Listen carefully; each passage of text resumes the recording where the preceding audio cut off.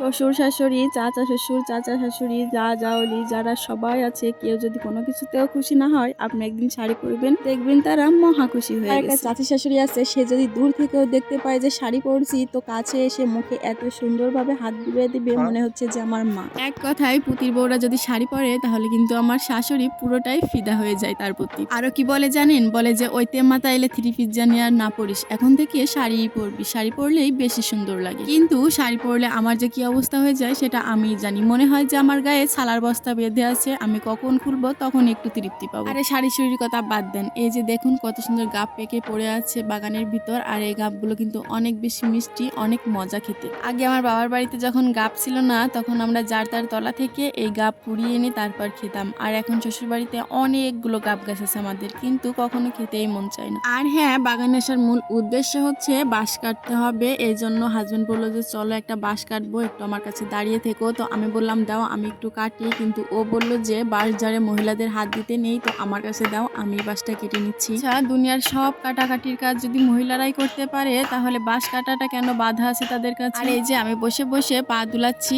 আর তার বাঁশ কাটা দেখছি, তার সাথে মনের সব কথা বলছি, অনেক গল্প করছি দুজনে বসে বসে। আর হ্যাঁ, আমাদের বাড়ির ভিতর কিন্তু অনেক পলিটিক্স চলছে বর্তমানে, সেইগুলো কিন্তু আমরা বসে বসে বলাবলি করছিলাম। আসলে কি বলেন তো, বাড়ির ভিতর মানুষ অনেক, তো যদি কথা বলি তো সবাই শুনে ফেলে, এজন্য দুজনে একটু দূরে গিয়ে বলি যাতে কেউ আর শুনতে না পায়। আর হ্যাঁ, তারা কিন্তু আমার এই পেজটা চার্জ দিয়ে খুঁজে তারপর আমার ভিডিও দেখে, যদি তারা দেখে শুনতে পায় তাহলে কিন্তু আলহামদুলিল্লাহ অনেক খুশি, আমার এতে কোনো আফসোস নাই যদি তারা শুনে তৃপ্তি পায়। আর এই জন্য পলিটিক্সের কথা বললাম, এক বাড়িতে মানুষ বেশি হলে কিন্তু এরকম পলিটিক্স সব বাড়িতেই হয়, এটা কিন্তু সবাই কম বেশি জানেন। আগে না বুঝে কিছু শুনলেই অমনি রাগে চিল্লাপাল্লা শুরু করে দিতাম, কিন্তু এখন কিন্তু অনেক বেশি বুঝে গেছি, এখন আর চিল্লাপাল্লা করি না, এখন নিজের কাজ নিজে করি, আর যে যা বলবে বলে যাক, কোনোটাই গায়ে মাখি না। চিল্লাপাল্লা করলে দেখিও মা আমি নিজেই দুর্বল হয়ে যাচ্ছি, আর শুধু শুধু বকাবকি করা হচ্ছে। আর যদি চুপচাপ নিজের কাজ নিজে করে যাই তাহলে কিন্তু কোনোটাতেই কোনো সমস্যা হচ্ছে না, তো এটাই ভালো না বলেন? আর হ্যাঁ, আপনাদের সাথে তো বকবক করতে করতে ভুলেই গেছি,